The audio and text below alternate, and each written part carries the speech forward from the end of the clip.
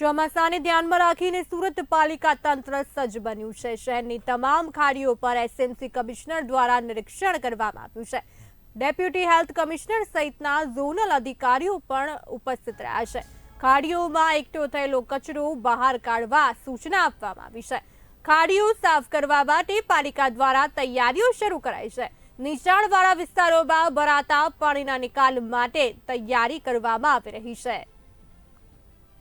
ચોમાસાને ધ્યાનમાં રાખીને સુરત પાલિકા તંત્ર સજ્જ બન્યું છે। શહેરની તમામ ખાડીઓ પર એસએમસી કમિશનર દ્વારા નિરીક્ષણ કરવામાં આવી રહ્યું છે। ડેપ્યુટી હેલ્થ કમિશનર સહિતના ઝોનલ અધિકારીઓ પણ ઉપસ્થિત રહ્યા છે।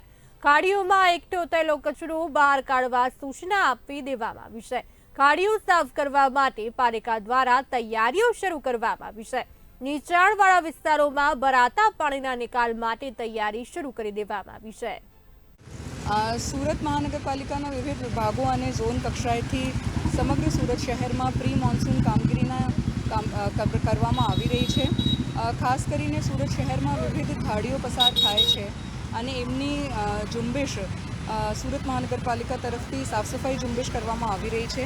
એમના સિવાય storm water drainage, inlet chambers, manhole chambers, ઢાંકણ વગેરેની રિપેર્સ, મેન્ટેનન્સ, ફ્લડ ગેટ્સના રિપેર્સ અને મેન્ટેનન્સની કામગીરી કરવામાં આવી છે। આજે અમે વિવિધ વિભાગો સાથે સમગ્ર સુરત શહેરના વિવિધ ઝોન્સમાં જે પણ પ્રી મોન્સૂન કામગીરી થઈ છે, સાફ સફાઈ થઈ છે, ખાડીની સાફ સફાઈ થઈ છે, એમનું ઇન્સ્પેક્શન અને એમની કામગીરી જોવા માટે ટીમ સાથે ઇન્સ્પેક્શન્સ કરી રહ્યા છે।